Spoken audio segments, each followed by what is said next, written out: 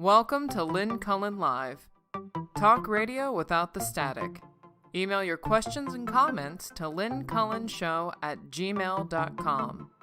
And now your host, Lynn Cullen. Yeah. Here I am, as far as I know. How you doing? Welcome back after a nice long weekend. It is September. God, it's September! It's September 2nd. And this was a shock to me. It's a Tuesday. I thought it was Monday. Because, you know, it's the end of a weekend. And so when I saw someone called in, I thought, what? What's somebody calling in so early for? I haven't even begun. And it's Susan. Of course it is. I remembered. You knew it was Tuesday? I knew it was Tuesday. I thought, damn, I would have put a lot of money on today was Monday. But you know what? I'm glad it's Tuesday. And how you doing? I'm doing fine. I only knew this because, you know, I don't necessarily know what day it is on any given day because Right. they aren't remarkably different except what kind of exercise I'm doing. And so I know because I left from one abode and went to the other on Labor Day, and I was a little worried about traffic, but in fact I was going in the right direction. You are also leaving a city, Chicago, that is soon to become an armed camp, I believe. Well, yeah, we'll see what happens. God almighty. Yeah, well, you know, it's a two-pronged thing. You know, they're sending ICE and the National Guard. Theoretically, but you know that there was just that court ruling today that it was illegal in California, so that should make it illegal in Illinois. I don't know that anything is really illegal anymore. That's my problem. Nothing's illegal because he doesn't care. He'll just do it anyway. That's right. So, I mean, when you're living in a police state, which we are, no, the police will prevail, I suspect. Yeah, our police, the local police, have been told not to cooperate in any way with the feds. I know. Bad stuff's gonna happen. I hate to be such a bummer on a beautiful day. But you're right. So I luckily find myself in Wisconsin. Well, yeah. You know, I was writing. Oh God, I'm in a state. I have to Pennsylvania actually, but no, that's not what I meant. I'm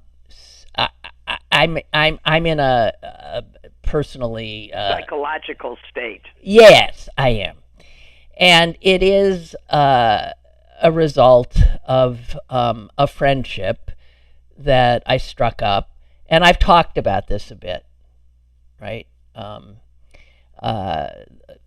Someone who lives in Israel, and right. I don't want to go into detail, but let us just say that I avoided all weekend, this long weekend, responding to an email she had sent me because I was coming to see something I hadn't wanted to.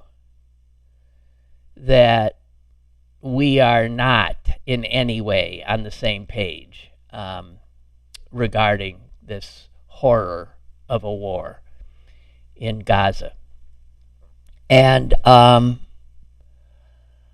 don't know what to do when you feel like the stakes are so high. And yet there's this person you know to be, in so many ways, this wonderful, lovely human being. And yet it's like dealing with a full-on MAGA kind of person. She's just refusing to see reality. Well, and it's particularly difficult because This is the child of a Holocaust survivor. I know, and as somebody who worked I'm just with saying for the listening audience, but and so you would think that would be extraordinarily sensitive to creating the same situation in another people. She doesn't see it. And allowing yourself to dehumanize. All right, maybe she doesn't. That you don't see them as people. Well, I don't think she sees that at all. That's my sense. I didn't ever quite put the question to her, do you not see these people in Gaza as fellow humans? Because I just... And it's not in Israel, Susan, that there are demonstrations. It's not an unheard of view to yeah. cut this out. Oh no, I know, and I know. But she is not on the side. No, it's the same thing. You're right. It's like MAGA. And I can't. It's sanity versus insanity. Yeah, but I can't. I didn't know what to say. I mean, it's been such a joy for me to have reestablished this friendship. And she's such a wondrous woman in so many ways. She is, by the way, still working, helping people in the United States. She's an immigration lawyer. She was an immigration lawyer here. And she still has cases. And yet she moved to Israel. That's where her family now lives. And she's, I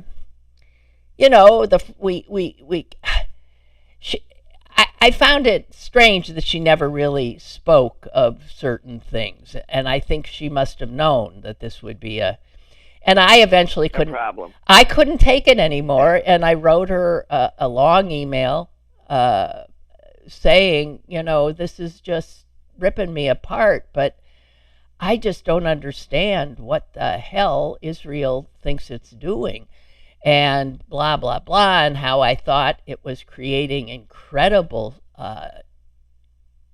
strife for Jews all over the world and ripping the Jewish community apart. Did she know that? Did she realize that? And and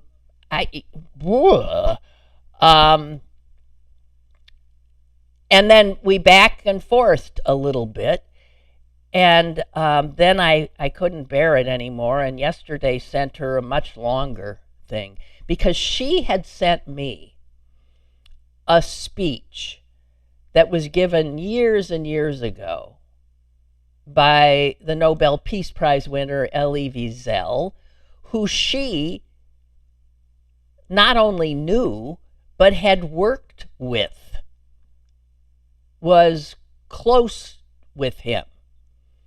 And I had said in one of my emails to her, what would Elie Wiesel think of what Israel was doing?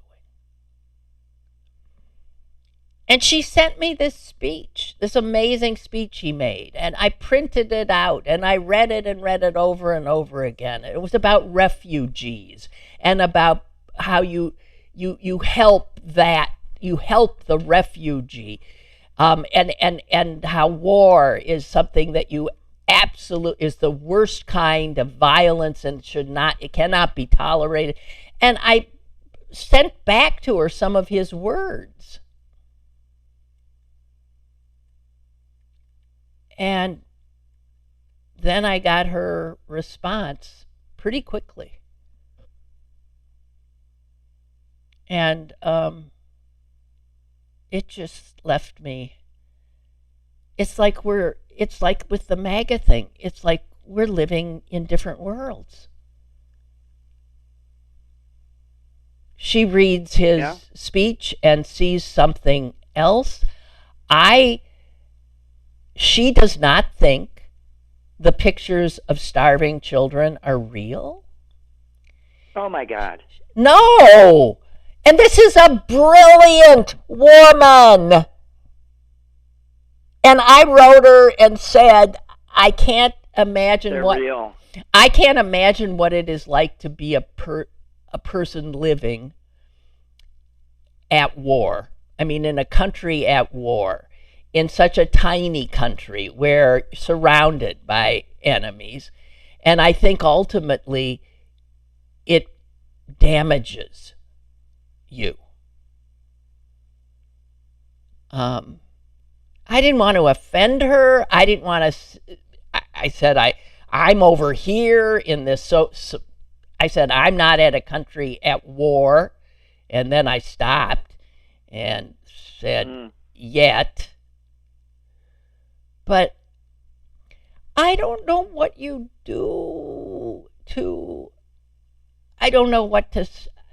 I don't know what. I don't either because, as you know, I mean, I've got family members that don't speak to me now because, you know, I don't agree with them politically and have taken it to such an extent that I would never have taken it to. You know, that, you know, they hate me as a person now, you know, which. No, well, see, that you can't, and I don't want to. I can't. That can't be. And you don't want to go there. That's just keep the communication open. Just say we are seeing this in two just totally different ways. You know, I do not for 1 second think that there are starving children. I don't want to talk about it with her anymore, and yet, for God's sake. How's that then a friendship? I'm just sick. I've been sick about it. I've not been I barely slept. The situation is sickening.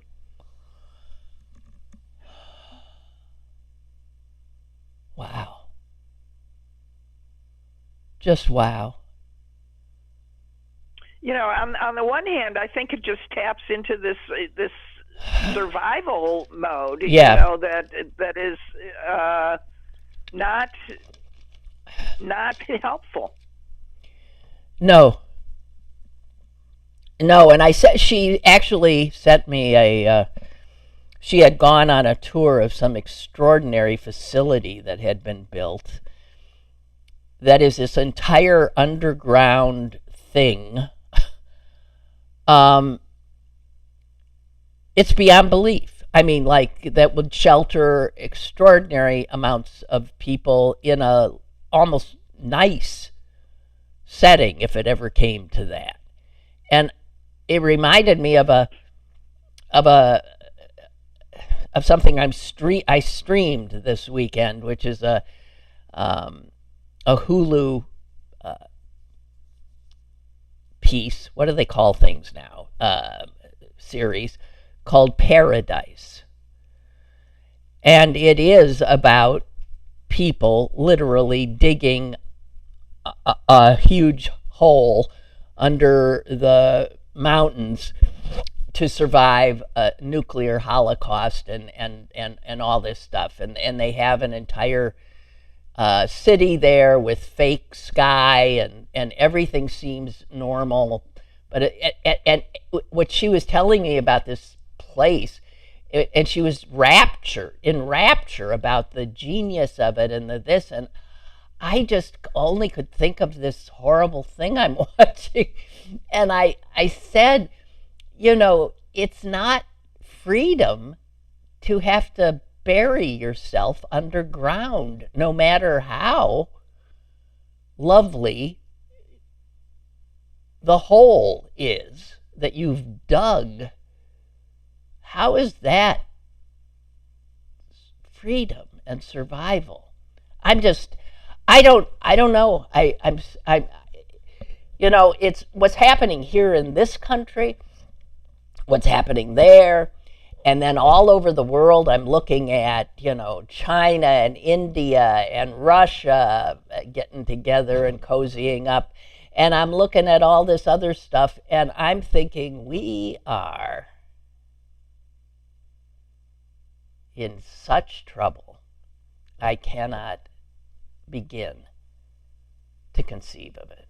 I mean, well, you know, I mean, I just keep going back to in what insanity are this group of people who plucked out of, you know, relative peace and security and everybody doing pretty well to this? I don't know. Why is this? And it's all these Chokes me. it's all these angry people, all of these such grievance. There was a piece in the, I think, New York Times today about, ICE is giving a $50,000 signing bonus. Signing bonus, right. Signing bonus, guys, to sign up so that you can, grab good, desperate human beings out of their schools, jobs, homes, off the street, and brutalize them and terrorize them and then send them to some hellhole that they didn't even come from.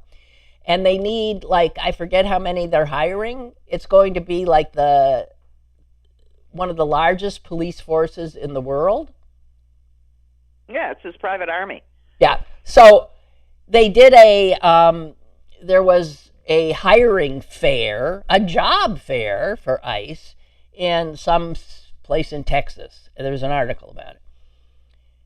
And oh my God. They interviewed some of the people who'd gone there to get jobs. And it's so chilling. One guy saying, I have a degree in computer, this and that, and these Indians are taking all those jobs. They take it away from us.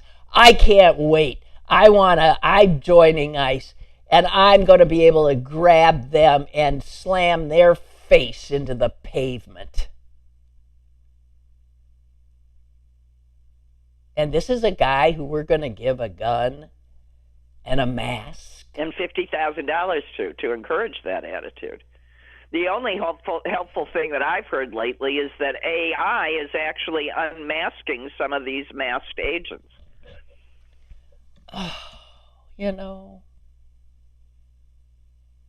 God. Anyway, I'm just beside myself. I really am, and I'm sorry. No, why am I sorry? Well, it's heartbreaking. Yeah, it's heartbreaking. The things that just basic principles of morals and ethics that we naively sort of thought we all universal. Subscribed. We thought they were universal. They were what we learned in our churches and synagogues and mosques, and it was what we learned in the Boy Scouts. The same kind of Girl Scouts. Yeah. No. Bullshit.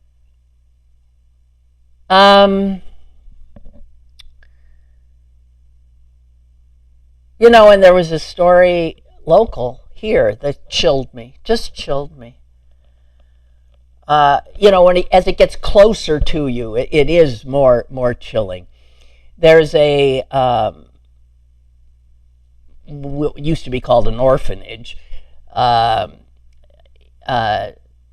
in the Pittsburgh area called Holy Family Institute. It's just up the Ohio, a few miles from Pittsburgh. And I've, in the course of my broadcast career, have been there on a number of occasions, and nuns run it, and it has morphed into a more, I'm not sure exactly, but there's a lot of troubled children that end up in Holy Family Institute. And Holy Family ended up with some kind of contract with the federal government, pre-Trump, to take in refugee children. So that there are a number now of refugee children at Holy Family Institute. And guess who's also hanging around? ICE. ICE has been showing up at Holy Family Institute. And they specifically wanted and were intending to pull 10 children out of there, stick them on a plane, and send them to Guatemala. Yep. And this is these 10 are part of hundreds of children who they were going in the middle of the night, because that's of course, because that's when you do it. To move little children. That's when you do it. When you can most be sure that you won't be traumatizing anybody. These are boys and girls, and the person who jumped on this from a legal point of view is a guy I have worked with and know and love. His name is Vic Volchek. He is also the child of immigrants, and he was a major attorney for the ACLU, legal director, in fact, of Pennsylvania's ACLU. A finer guy you would never know. He spent this Labor Day weekend desperately trying to secure those kids. And he got lucky because a judge somewhere else, and you might have read about it, some judge put out an order saying, you cannot do this. And so she stopped it. But for all of these kids all over the place. But that's temporary, because these judges who put a stop to whatever horror we're talking about, they're always temporary, and often they have to set up a hearing to have it argued. And then they're ignored half the time, and then the planes still take off half the time.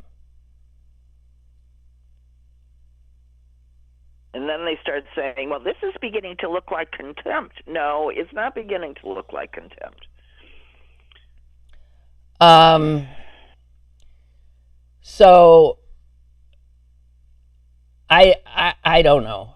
He's quoted as saying that they will continue to carefully watch any move that ICE makes. Why aren't we all why aren't there thousands of people surrounding Holy Family Institute?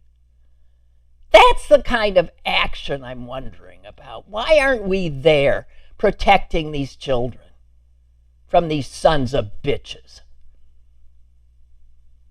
No, we should be. Of course we should be. And this is what's wrong with us and why our country is gone.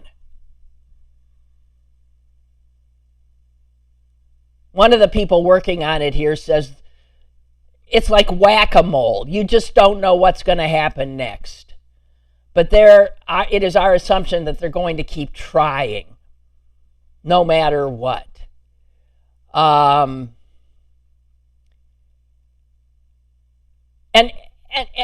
Vic Volchek says, you know what this administration is doing?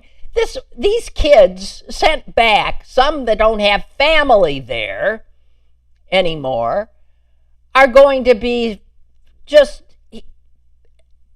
subject to child trafficking.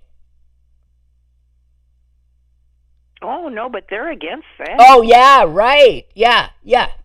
So Jeffrey Epstein's buddy, Donald Trump, and his private police force, Walchek says they're clearly in violation of anti-child trafficking law, these laws are designed to protect children.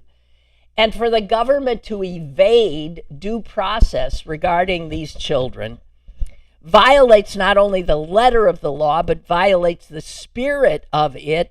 There's a 15-year-old girl in there who has no family in Guatemala, and sending her back there to nobody is going to expose her to child trafficking without a doubt.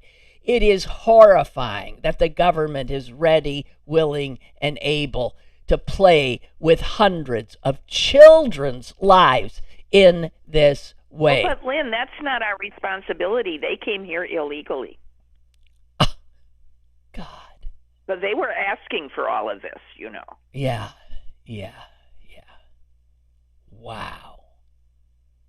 Just effing wow. To which I would like to say, when someone says that to you, say, no, they were asking for a better life.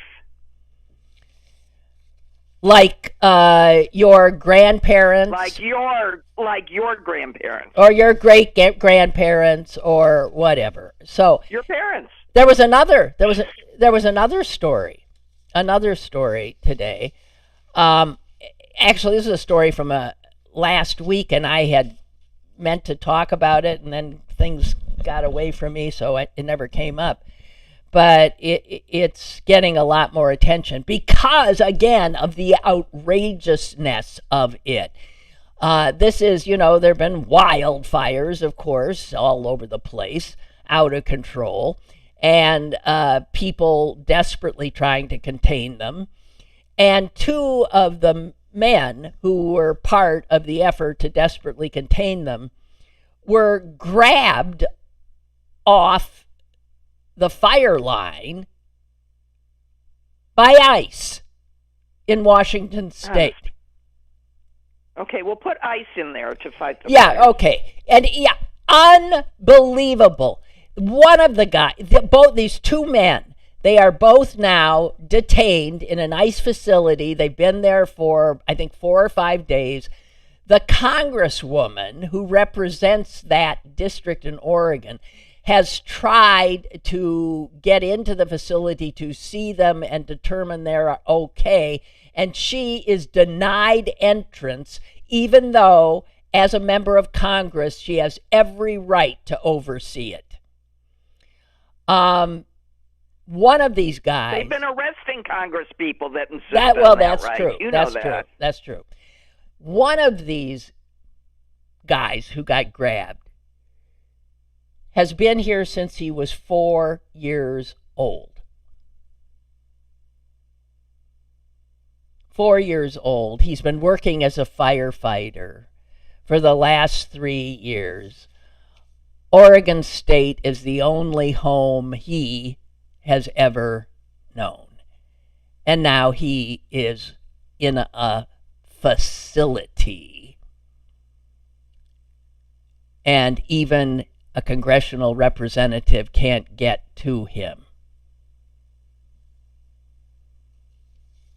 And man, they're coming by the tens of thousands, some of our finest, to join up and be one of those extraordinary ICE officers. Can you imagine what we have come to? We have a caller. Hello. If we had immigration 150 years ago like we did today, most of us wouldn't be here. That's right. That's right. That's right. People just got to come. Yeah. And if it isn't ICE becoming Trump's SS? Yes. Yeah. That is. It's like get $50,000 and become a brown shirt. Yeah. I was with my wife's uncle this weekend. He's been retired, I don't know, 5, 6 years. He worked for a defense contractor. He's actually an astrophysicist. He's super smart. He had to have super high clearances for everything, and he pays attention. And he said, China's just waiting, and they're going to come in and take us over in about 4 years.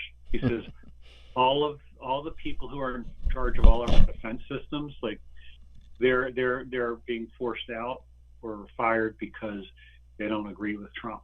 And he says China's just sitting waiting. Yeah. No, they're eviscerating. Trump is eviscerating all of our defense capabilities. from intelligence agencies to the people who look after cyber threats. All of that stuff is being totally degraded while he sells idiots on the fact that he's keeping them safe by terrorizing brown people. Yeah. I mean, he's actually collecting. My uncle's actually collecting, like, those packets for, like, where you could survive on your own. He's becoming a prepper. Whatever. Yeah, he's become a prepper. Yeah. Well, listen, listen, I don't know. We're heading into something beyond our comprehension. That's my bet.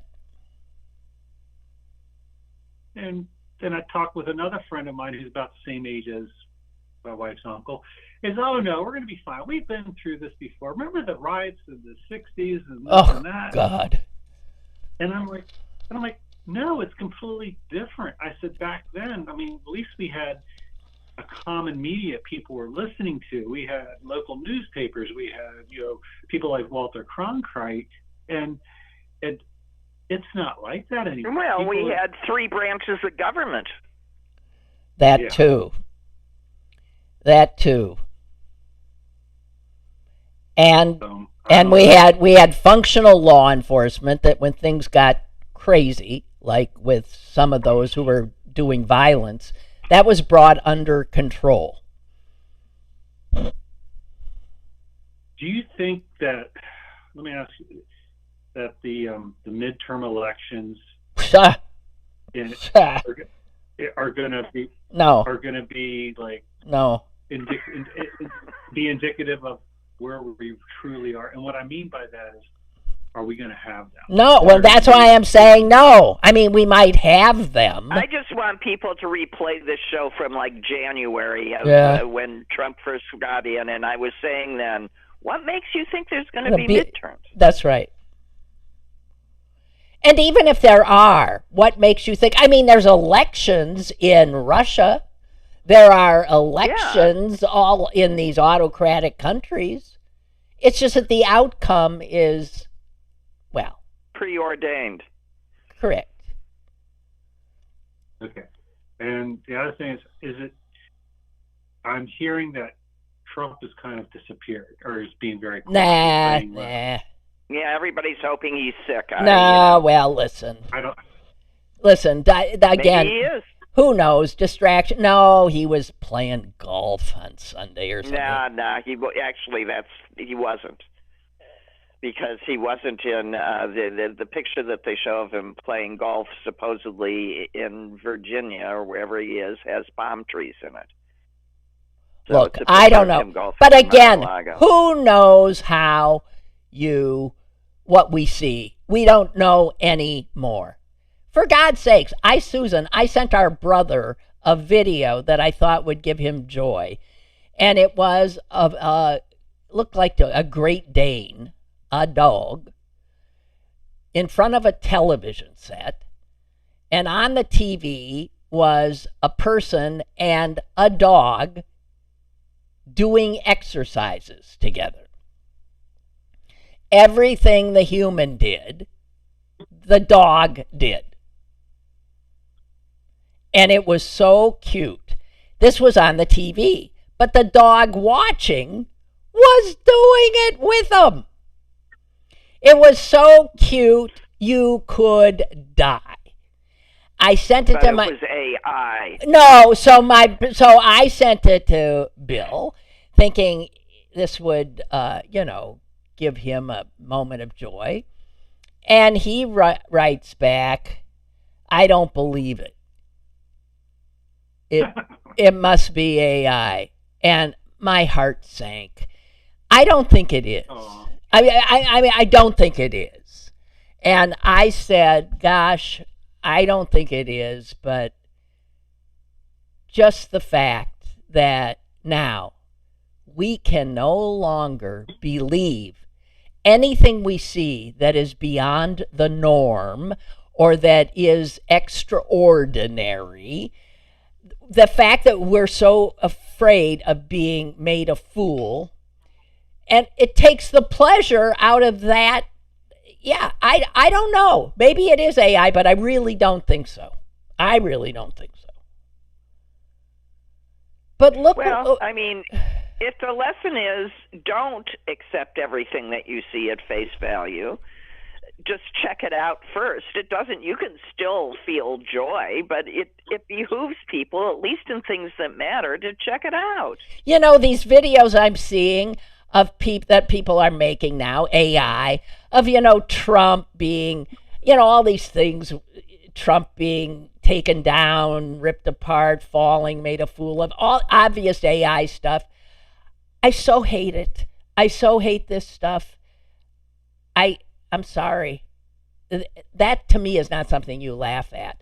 That's something you look at and think, oh dear God. We will never be able to come together because we will never agree to believe anything. It sounds like you can't, unfortunately, but you would benefit from just tuning out. No, I mean seriously, because what to what end? To what end are we doing this now? It's like I can't trust half the shit I see. Who am I to trust anymore? And I stopped doing Facebook a long time ago. I stopped doing Instagram. I don't need that shit. And I feel, and in some ways I think I'm missing out, but I just need my sanity. So what are we supposed to trust anymore? Well, we know what we can trust. We can trust our friends. We trust in personal relationships that we know. But that means we still cannot come together in a communal kind of a way, because the bigger that circle that you're supposed to trust gets, the more difficult, I guess.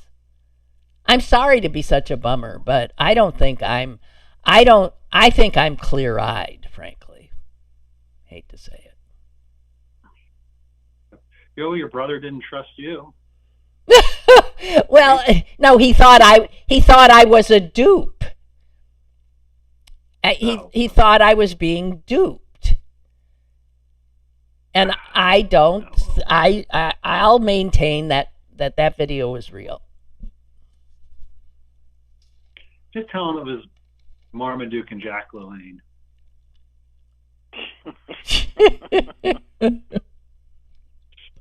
The people I hang with won't understand that at all. Okay. Well, sorry. Thank you for calling. It was good of you. It is a beautiful day. You should try to go out and enjoy it. Don't think I'm not. I mean, I spent almost all of yesterday outside just to be out. I saw a hummingbird. I saw butterflies. Oh, I heard a woodpecker who was driving me nuts. Those are all dead people. Dead people come back to warn me. That's right. Right. It's your sixth sense. Yeah. Okay. Thank you. Thank you. Bye. Oh. Well, Lynn, it is daunting, but we can't sit down. We can't give up. We I have know. to do whatever we can do to make it uncomfortable for those that seem to be winning. Yeah. Wow. Just wow. Okay, so changing the subject. There was something in the science section today that blew my mind. It's a picture. Well, it's a picture of a skull from another time and place of a human, but it ain't a normal looking skull. And then there's a picture, a painting that was done of a person whose skull that could have been. And it's grotesque because it's a person whose head is misshapen to the point where you can draw a total diagonal line from their nose. Imagine then you don't have a forehead. It just keeps slanting back, so that the whole forehead is sort of gone. It looks like it's a skull that looks more like a triangle. And there are skulls like this all over the Andes, because it is known that head binding, you've heard of foot binding, where they would bind women's feet so that they didn't grow and they were disgustingly crippled, right? Head binding was part of some cultures. And it was assumed that these people with these bizarre heads were more, I guess, beautiful, were more special, were more, and it went on for hundreds and hundreds and hundreds of years. They wanted their heads to mimic the Andes mountains that surrounded them. So their heads look like peaks. And so a baby that is born would have their head wrapped in such a way to ensure that that is how they would grow. Ooh, or bound between boards, for crying out loud. Are you seeing it? Yeah, I Googled. I searched the New York Times for it. Yeah. And so, and here's the thing. They don't think that this in any way had any problem with their brains. I mean, so their brains still function. It didn't like squeeze their brains into it. It just shaped their skull. And when the Incas came, they weren't into it. These people who did it were brought into the Incan Empire, and the Incas let them keep doing it, but they themselves did not. And it wasn't until the Spanish came in the 1500s that they outlawed it. But apparently it's been done all over the world. They said there's not a continent that you can't, dig up skulls that clearly were shaped in infancy like this for one cultural reason or another. Isn't that? I'd never heard of really this. Weird, yeah. I had never, ever, ever heard of this. But I mean, it is interesting, the conical style, that we would then come up with, that's the way space aliens look, Well, that's what they said, that's, yeah. Yeah. Yeah. No, it was just these people who shaped their heads that way, right? Whoa. Un-effing believable. Well, so you're like me. You are now reading the paper. The stuff that I read in the newspaper, I start laughing about it, stuff that I never would have read before, but I'm not reading anything that But I am. I'm still reading it, but my God, it's pretty horrific. What did I have here? Oh, and then one other thing. My God, as if things aren't bad enough, my Sunday New York Times had my favorite supplement that they put in once a month in it. I thought, oh, good, it's finally here again. The New York Times for Kids. And it's a whole supplement, and it says very clearly on it, this is not for adults. Don't read it, adults. And I just have always loved it. And it's the last one. They said they're discontinuing it after years and years. I don't know. It's beyond belief. I'm sick. I think a lot of adults would have been well served to have read this supplement once a month to catch up on news. I mean, they covered news, but they also covered stuff, and they let kids have voices. And they reprinted in this last one some of their favorite things. One of which is like how to create a cipher, how to make, what do you call that? Create your own indecipherable language. Yeah. Right. And so they literally explain that, even though they were explaining it to kids. I still didn't understand it. But the other thing that I read and still want to try, I haven't done it, is they had an article called How to Pick a Lock.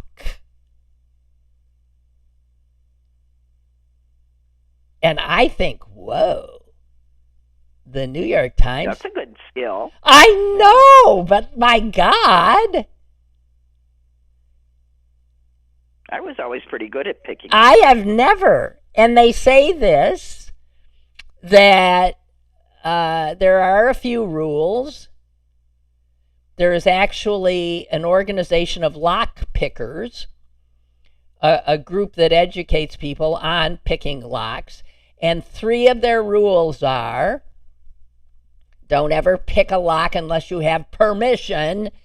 2, don't tell someone how to pick a lock if you think they're going to break that number 1 rule, and follow the laws in your community. So they're saying we're doing this in case you get locked out of your house, or you really need to. And it's really good, and they describe how certain locks work. So that, I thought, was really fascinating. And now they're going to stop. There's another one, How to Win Any Argument. You want to hear that? Yeah. How to win it. Yell the loudest. Yeah. Well, here. 1, be prepared. Know your facts, number 1. And 2, whoever you're arguing with, they think that's just asking your parents, win an argument with your parents. And they said the other thing is do it at the right time. You want to win an argument? Be prepared, come prepared, do it at the right time. And here's the biggie that most of us fail at. Listen. Listen as much as you talk. Well, sure. How will you find their weakness if you don't listen? Do not interrupt. You need to listen. And the next one is another one I fail at. Stay calm. This is how to win any argument. Be prepared, do it at the right time, listen as much as you talk, and be calm. Though you follow those rules, you got a shot. I don't know if you end up winning, but you got a shot.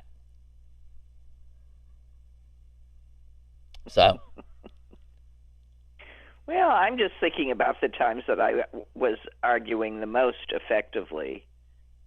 And I will admit it was when I was at the point where my anger went from from red anger to white anger, and I was just icy cold. And then I can be very calm and deadly. Oh, jeez. God. Well, on another note, they also tell you they have a recipe for fake vomit. Just saying. Numb. No, really, it really looks good. And it hardens, so you make it's fake vomit that you can pick up and place somewhere to freak someone out. Right. Unlike the vomit I found on my bed yesterday morning, which was an extraordinary heap of vomit. And I thought, wow, I who always think I'm not a good sleeper, I must have slept through some serious puking going on. I mean, understand it wasn't me, it was the dog. The dog. I think we got that. Okay. Well, you never know. I just want to tell you that the vomit recipe includes gummy bears, which you cut in half, cereal, and peanut butter, and the cereal, any other items that will add texture. And you do have to microwave it and whatever. And it looks good. It really does. It looks almost as good as the vomit I cleaned up the other day. Okay. Well, dog vomit is always, just filled with, the food looking exactly the same way coming up as it did going down. That's absolutely true. But so anyway, wow.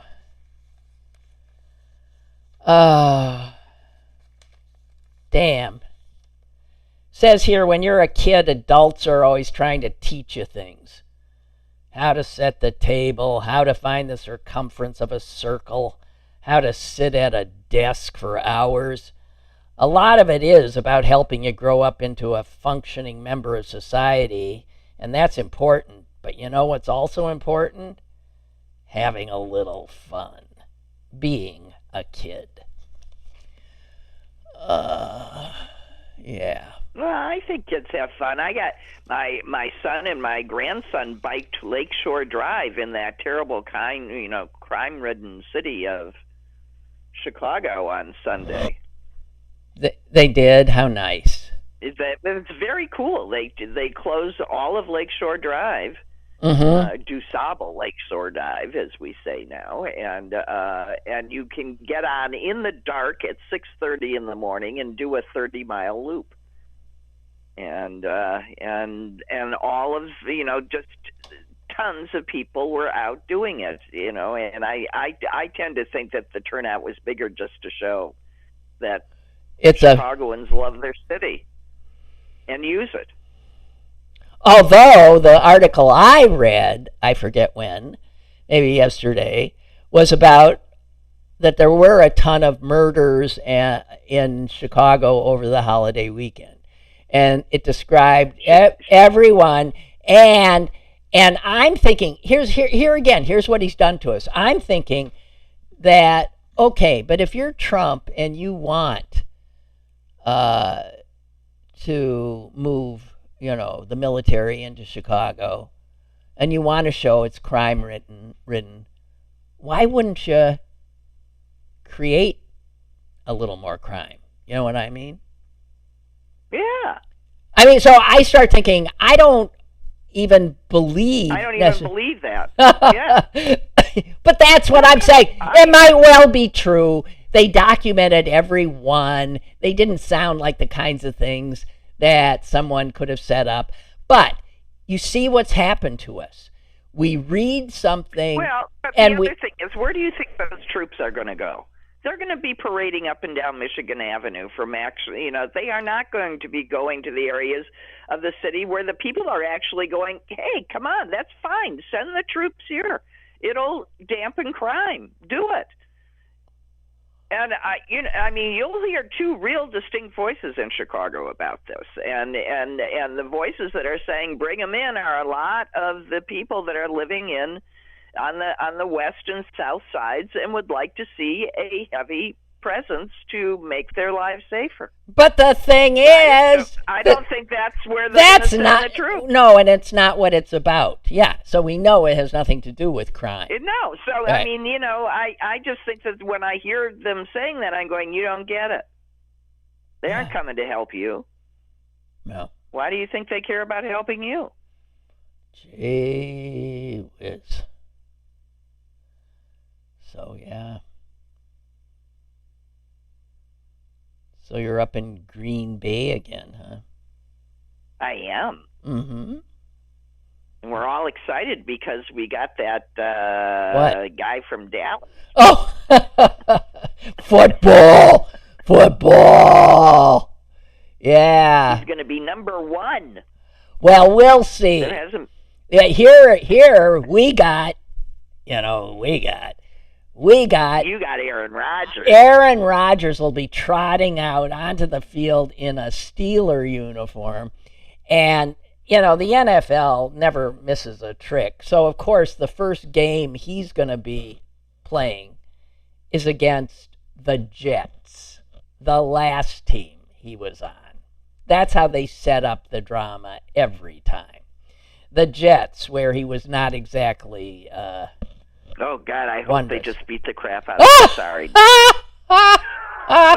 But don't you sort of just hope that now I have mixed feelings just because, I love Pittsburgh and I care about the fans. Steelers. Yeah.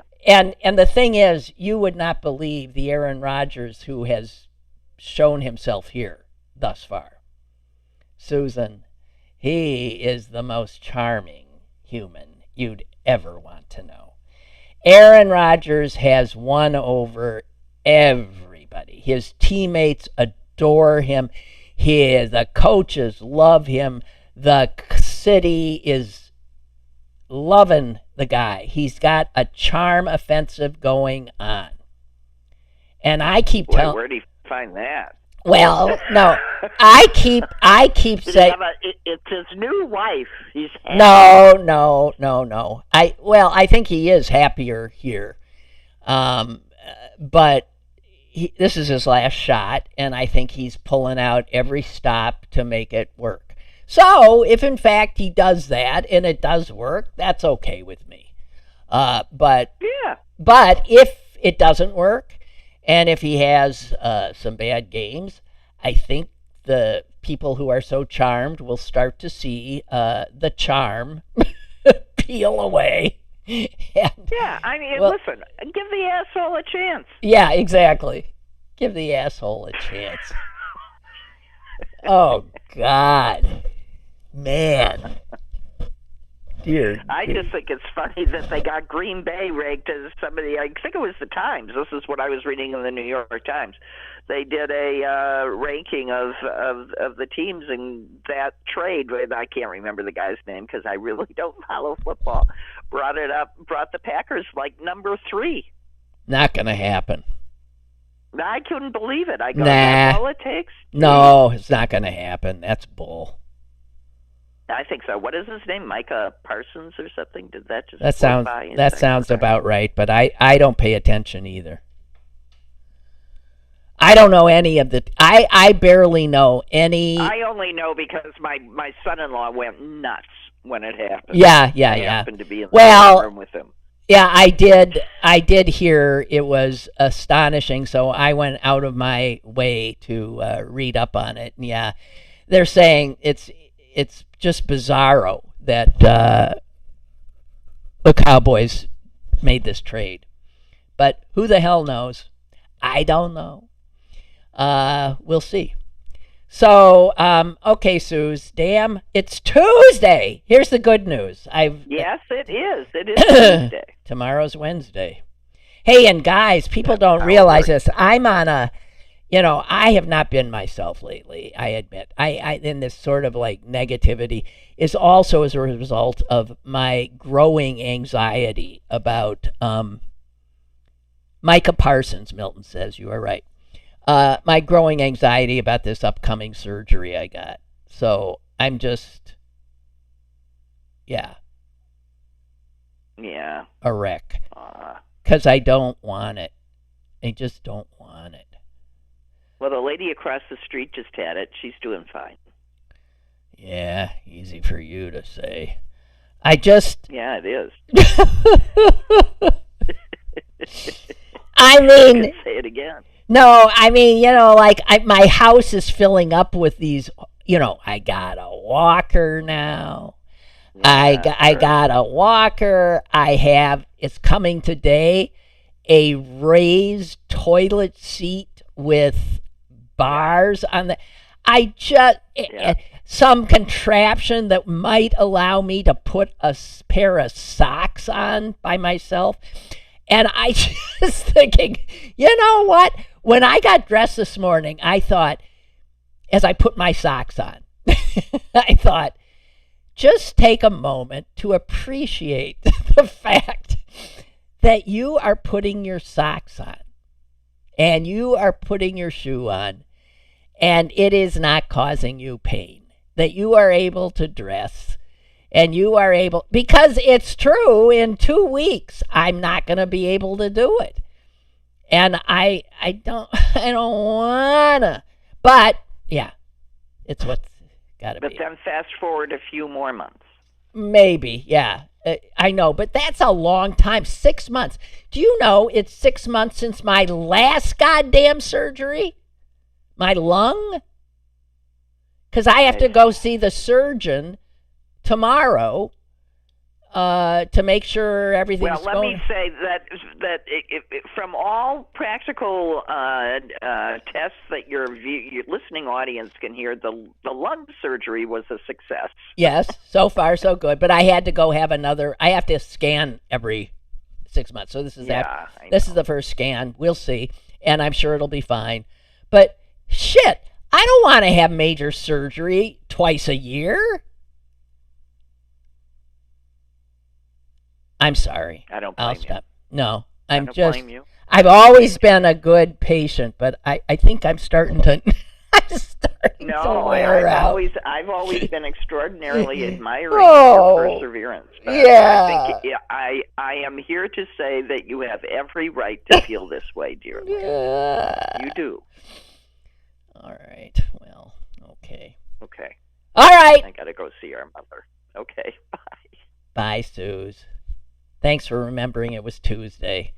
God knows I don't know what day it is. I'm not sure I even want to know what day it is. And guys, God bless you for being here. I don't know why you're here. If misery loves company. Lynn Cullen Live. Monday through Thursday from 10 a.m. to 11 a.m. and archived at pghcitypaper.com. The opinions expressed on Lynn Cullen Live are those of the host and do not necessarily reflect the viewpoints of Pittsburgh City Paper or its advertisers.